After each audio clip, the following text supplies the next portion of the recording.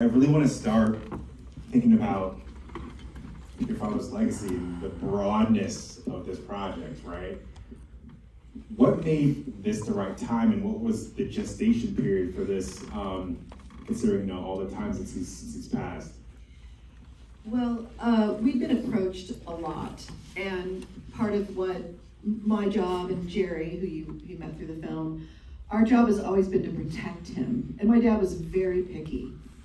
And so people approached us a lot, and in fact, one idea we had was that, American Masters came to us. And we're like, American Masters, yes, that'll be fantastic. And then they're like, we need to bleep all the language. And we're like, pass. So it was a lot of that. And then I met Teddy. Teddy approached me about 2 years before we started this project, about 4 years ago, and we started talking. And there was another kind of project happening, a possible biopic thing, and we weren't quite sure what was going on. And then finally, I heard rumblings that someone else wanted to make a doc. And they approached us. They're like, hi, we're going to make a doc. And I'm like, well, I don't know whose footage you're going to use because we own it all. We own all the HBO shows. And that's when we were like, okay, we need to do this. And we spoke to a few directors, but we knew that this was the right fit. It's that no is for the citizen. Yeah, we've got standards. I mean, come on. That's hilarious. One thing, we talk about the breadth again, so much archival, so much backstory. What's it like going through all this stuff and having it and sharing it with the director and team? And also, what were the surprises? There's so much in there. Was there anything that you're like, oh wow, I didn't even think that would be something we want to include, or surprise any of you? Well, I knew there was 5 decades of stuff, but they really are the ones who can speak to the archival stuff, because we hired Judd, and then 6 weeks later we got the pandemic. Basically is what happened. So they had a lot of things to do. There was time to look at things. I'm a hoarder. So to me, I just think the saddest thing in the world is like a stand-up comedy set that was on Merv Griffin. That was amazing. That will go down the digital black hole and never be seen again. So to just find all these nuggets like George Carlin and Richard Pryor on the John Davidson summer show, it makes me so happy to organize someone's life and present it in the way I think that they would want it to be presented, because I really hate the idea of all these things going away. And our editor, Joe Beshenkovsky, is weirdly able to remember everything. So if you say, did he ever do a joke about boogers? He will go, on the third album there's a track, it's 11 minutes on boogers. And he lays it all out, and is really a gigantic part of our team. And the whole process is looking at a section and just trying to figure out, okay, how do you encapsulate this period? What were the key moments of his creative life and his life that would tell? Because the truth is, I think he did the Tonight Show 180 times. Yeah. Can you speak to the tapes as well? Because you're incorporating his voice in the film so much, and not just performances in Tonight Show things, but these private, intimate expressions of his own thoughts. How did you guys want to include that, and how did you also want to include it in the film itself? There's some interesting choices overlaid over the notes and that sort of stuff that really made it engaging. Well, one of the things that we knew going into it was that, because Kelly had told us, but that George was a hoarder, and he kept everything, and everything had already been largely organized and collected for the National Comedy Center in Jamestown, New York. And so we knew that we could probably make him the narrator of his own story. And then we found the tapes that he had recorded in the early 90s as notes for an autobiography that became posthumously this book, Last Words. And we got our hands on those, which were very, very candid interviews, because they weren't really meant for public consumption. And they just had a completely different quality to them. So a lot of that is in here. But yeah, we knew right away that we could actually have him narrate his own story. And one of the first things I said to Judd was, because there have been a lot of documentaries in the last 4 or 5 years about comedy and comedians, which is fantastic.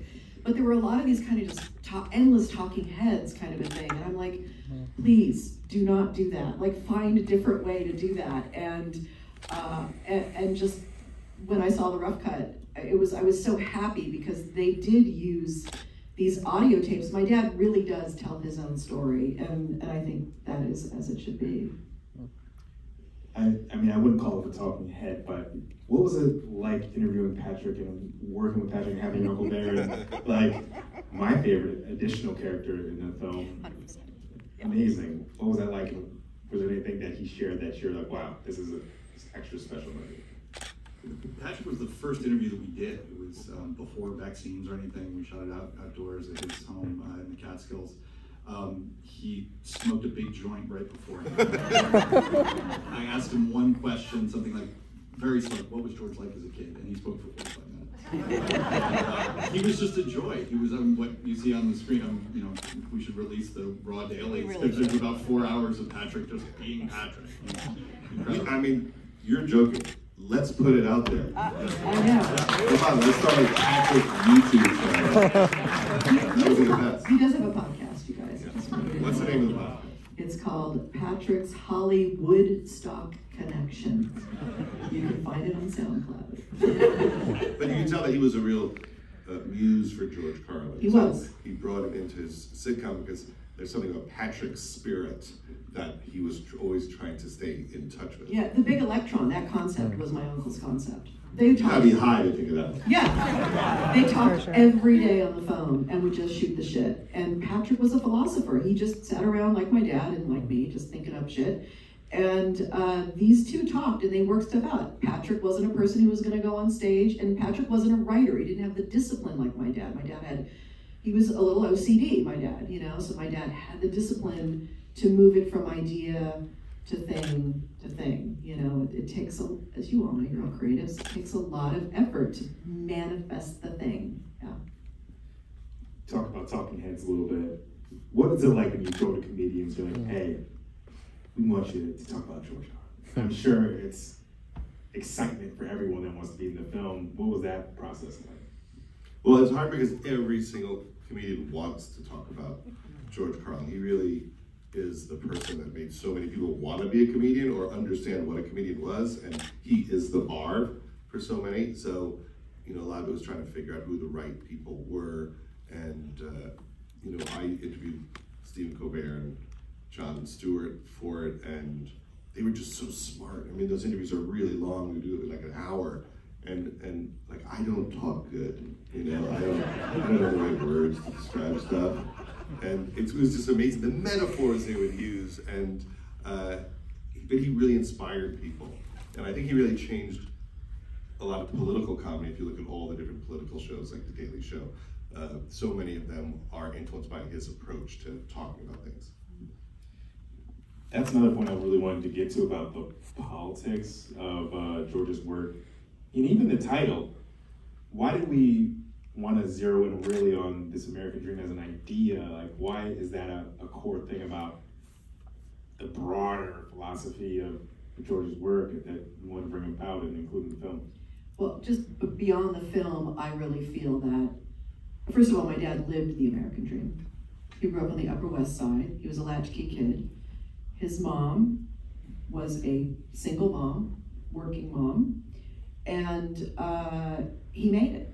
He sat in that theater and he wanted to be Danny Kaye, and he made it. And I lived the American dream. I lived it. I got to go to private school and have a nice BMW. You know, it's like we lived it. So it's a thing.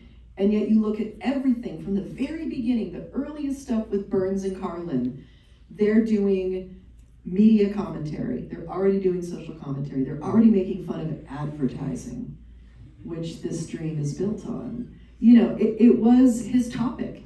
He lived it, and it was his topic. So for me, I always felt the strange tension of that in our lives. And here my dad was a radical in a lot of ways, and yet our family benefited from it. It's America. This is America. This is the strangeness of America, and I think I love that about my family, that we get to lean up against that and push that a little bit. Well, what's it like seeing your family up on this big screen? I'm sure they showed you many cuts and whatnot, but you're here, you're seeing with all these people. It's a different sort of experience. Well, what is it like for you to deal with that even during the making of the film? Yeah, I, about 10 years ago, started my own narrative, working around my own personal narrative. I did a solo show, and I have a memoir called A Carlin Home Companion. And, thank you. And so I really understood my narrative. Paul Provenza was in the film. He was my dramaturg and my director. And we really worked a lot on trying to figure out my dad's journey and my journey, and how they were parallel and different. And so I worked it a lot. But last week we had our first screening, and when they sent me the first rough cut, I was like, just want to let you know, it might take me a few days to watch this. I'm gonna need to process a bit in between things. And then last week we had our first screening, and it's fucking weird. It's weird being in an audience and watching your own life flash before your eyes in home movies, and the joy and the pain. And Judd right before, he's like, "You okay?" I'm like, "I need to go process, but we're going on stage, it'll be okay." It's fucking weird. And this is part of my art form too. I mean, Spalding Gray was my hero, like getting on a stage and telling the raw truth of your humanity. And this is what I wanted for the world. The world didn't know my father. They didn't know him as a man, as a son, as a father, as a husband, as an artist. They knew the presenting part of the artist. And I really wanted him to see his humanity. And that's one reason I really wanted Judd on the thing, because Judd knows how to tell a beautiful story, and this is a man who knows a lot about people's humanity. That's the stories he tells, and so I just knew it was going to be a good fit for that. So there's a part one to the story, right, that I don't know if most of us were aware about. When Kelly comes to you and is saying, tell this story, what were the parts that you really felt that you needed to uncover in those beginning years and those early years to build this story? Well, I don't think Michael and I knew it in the beginning exactly what we were in for. I was very nervous because of Gary Shandling. Kelly and I were very close to Gary Shandling, and I knew it intimately, but I had met Judd Carlin. I interviewed him when I was 21 years old for Canadian TV. That was the only interview that I could not find. You're a hoarder. I know, but Canada is not a hoarder. Canada, let's go. And so Michael and I talked a lot about what is the emotional through line, and that's the thing that makes us nervous as we're trying to figure it out. And obviously, Kelly and Patrick were the people who could tell it, but for me, there was a few things that seemed to unlock it. One is these 23 hours of audio tapes, because we found that when George Carlin was on television doing interviews, he was very presentational. He was very aware of people listening, and in a lot of ways, he was hiding what was going on television. So he'd make a joke like, I'm just doing all the cocaine in the tri-state area, but he didn't actually tell you how he felt. But on the tapes he did. And as soon as we found those, we knew that that was the story. And also, I think I wanted to lean into the relationship with his mom. Did you guys get to see the first part? But they sent me the link. Oh, there's a link.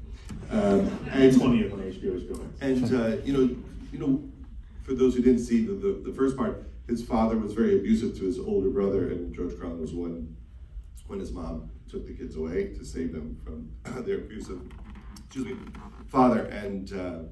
And we saw that as maybe the beginning of not trusting the world and trusting people, and in Catholic school, not trusting what everybody was telling him about God, and he wasn't feeling it, and that was a big part of this story of wanting to be alone and liking to be on the road. When you've grown up like that, maybe it feels good to be away, but you're also away from your family and your feelings and being cut off that way. So it's really the journey of the man, like, to evolve, to grow up. I mean, this is it's a very philosophical film when you're looking at George's work and his life. And when we have to watch it, it's a lot to interpret, especially the nihilism, the hope in an individual. How did you guys want to put this film together and engage the audience with that? Was there any struggle with those choices? Did you feel like everyone can handle it, or we want to pull back in spots?